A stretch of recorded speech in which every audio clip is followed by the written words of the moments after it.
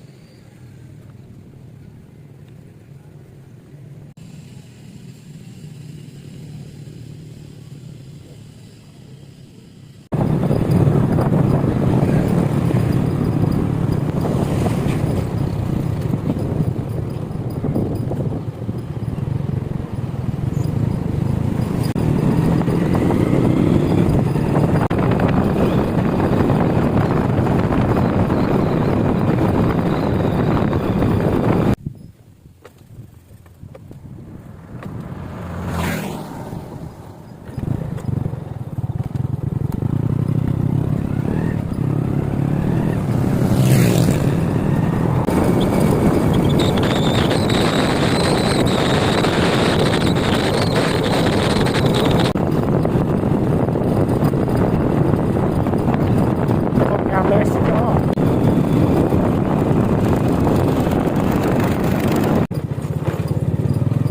อยู่นี่ว้าวสุดแล้วโอ้โห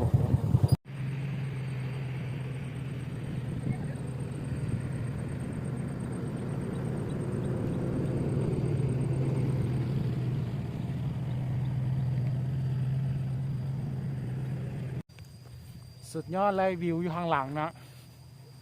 เดี๋ยวจะขึ้นไปแถวนากายต่อบุหัวที่ลงไปใส่น่าจะลงไปท่าแขกนะนี่วิวข้างหลังนี่สุดยอดเลยแบบถ้ามันมืดเลยจะกางเต็นท์นอนนี้ใช่แต่ว่ามันยังสวยอยู่นะก็เลยต้องได้ไปคิดว่าน่าจะไปจบอยู่ที่นากายขอซอกบนนอนก่อนเดี๋ยวประมาณ 3-4 โมงเลยเดี๋ยวจะค่ำแล้วนะเนี่ยมันรีวิวให้รถคู่ใจแบบสุดโหดเลยนะเดี๋ยวก็ลุยกันต่อเดี๋ยวจะไปซอกบ่อนนอนก่อนเนาะที่แบบมีเมื่อยในขี้มาแต่ปักสันนะขึ้นมาจนเลาะมาฮอดทางแบกหลักสาวแล้วก็เลาะขึ้นมาฮอดหลักสาวแล้วสุดยอดมากสุดยอดหลายๆเลยแบบแกะสลักในรูปนะแบบเป็นพระนี่อยู่แถวเส้นทางที่ไปนากาย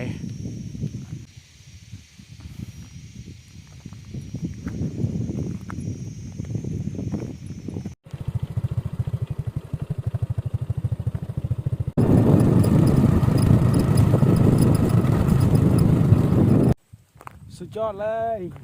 นี่ที่ตั้งใจไว้จะมาเบิ่งต้นไม้ที่มันเป็นแบบนี้แหละมันเป็นแบบนี้อยู่ฝั่งนี้ก็มี2 ฝากทางเลยเพราะว่าน่าจะเป็นแต่แถวนี้แหละนี่ยอดเลยบวมหรือคงจะเป็นแบบเกี่ยวกับน้ำซ้อประมาณนั้นที่บนเนาะหรือว่าจริงไหนวะแต่ว่าลมเย็นดีได้แถวนี้นะยอดเลยต้องได้จอดรถมาถ่ายรูปมารีวิววิดีโอให้เบิ่งเนาะว่าทุกคนต้องมาสัมผัสมันว่ามันจะเป็นแนวไหนนะนี่อาจจะเป็นทุ่งหญ้าที่แปลกหูแปลกตาหลายนะอยากให้ทุกคนลองสัมผัสเบิ่งเนาะกับเส้นทางที่ป่าท่าลั่งเนาะอยู่แถวจุดเครื่องกากนี่แหละจะมีบรรยากาศถ่ายรูปงามๆดีเลยนี่เฮ้ยแบบหญ้าบุมีอย่างมาแตะต้องเลยนะแบบโอ้ยเหมาะเลยกับช่วงฤดูฝนสุดยอดเลยอยากให้ทุกคน ได้มาสัมผัสกันเบิ้งนะ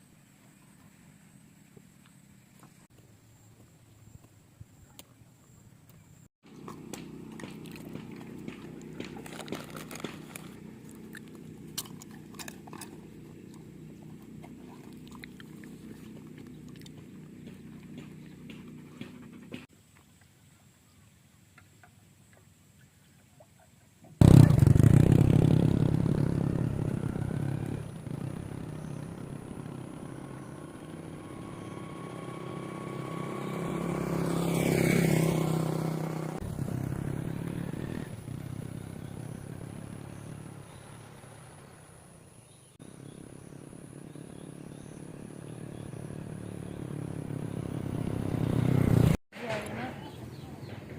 มีว่าเอาผู้กอดหลังนะเนาะเดินเดียวเลยสบาย